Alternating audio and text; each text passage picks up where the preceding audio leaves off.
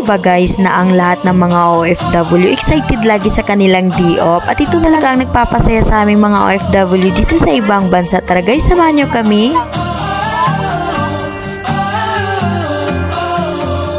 Dali, hi!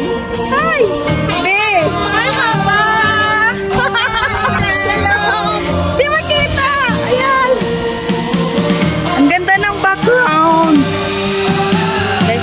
Alam nyo guys, napaka-simple lang talaga ng happiness ng lahat ng mga OFW sa ibang bansa, yung gumalagala at mag-enjoy at magtawanan na kasama at may kasama ka ng mga kaibigan mo tulad nito.